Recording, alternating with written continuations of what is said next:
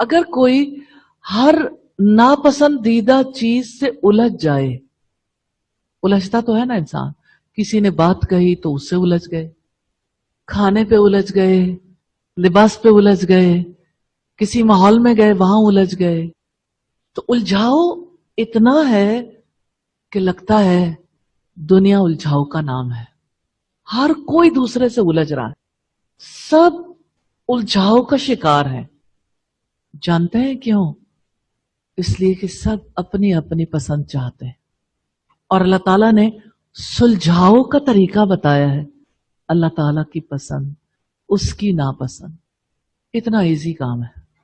اب دیکھیں انسان کے اندر چینج کیا آتی ہے، وہ صابر بن جاتا ہے، وہ شاکر بن جاتا ہے، وہ متحمل بن جاتا، یعنی اس کا مزاج اشتعال والا نہیں رہ جاتا، غصہ نہیں رہتا، اس کے مزاج میں غصہ نہیں رہتا، دھیما ہو جاتا ہے مزاج، تب اس کے اندر نرمی آتی ہے.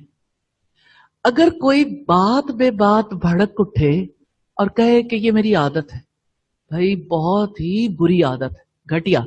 بات بات پہ الجھنا انسانیت نہیں ہے. اگر آپ بات پہ بات الجھتے رہیں گے تو اپنے مقصد کی طرف کب سفر کریں گے، اپنی منزل تک کیسے پہنچیں گے؟ یہ الجھنا حیوانیت ہے. آپ دیکھیں حیوان آپس میں سینگ لڑاتے ہیں نا، ایک دوسرے کے سینگ میں سینگ پھنسا کے بیٹھ جاتے ہیں. تو اللہ تعالیٰ انسانوں سے سینگ پھنسانے کا مطالبہ نہیں کرتا. یہ بے صبری سینگ پھنسانا ہی ہے نا. تیش آتا ہے تو انسان سینگ پھنساتا ہے، سینگ نہیں پھنسانے، کیونکہ مقصد سے دور ہٹ جاتا ہے انسان. تو اس سارے پرابلم کا حل صبر ہے. صبر کا مطلب ہے رکنا، اپنے آپ کو تھامنا. روک تو ہے صبر میں. اب اگر رکنا، سٹاپ، اگر سٹاپ لگانے کی بات اپنے ذہن میں رکھ لیں گے تو یہ صبر ہے. پھر آپ دیکھیں تھامنا، تھام کے رکھنا، اور کسی اور کو نہیں، اپنے آپ کو. اوروں کے لیے بعد میں، پہلے خود کو تو تھام لیں. قدم قدم پر ناپسندیدہ باتیں پیش آتی ہیں.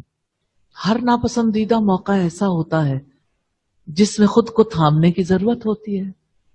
تو ناپسندیدہ فہرست بنانا چاہے نا، ہر ایک کی فہرست دوسرے سے مختلف ہوگی کہ دنیا میں مجھے کیا کیا ناپسند ہے. اتنا آسان ہے دنیا میں زندگی بسر کرنا. اللہ تعالیٰ یہ چاہتے ہیں چھوڑو، آپ کس چکر میں پڑ گئے، میری پسند کیا ہے، ناپسند کیا ہے. آپ کو تو یہ سوچنا چاہیے اللہ تعالیٰ کو کیا پسند ہے اور کیا ناپسند. اس مسئلے کا حل صبر ہے، واحد حل ہے. آپ کے اندر کڑواہٹ آئے کسی تجربے کے بعد، برداشت کر لیں، سہ جائیں، سہنا سیکھیں. جھٹکے کو سہنا ہی انسانیت ہے، کیونکہ جو سہ جائے گا آگے بڑھ جائے گا.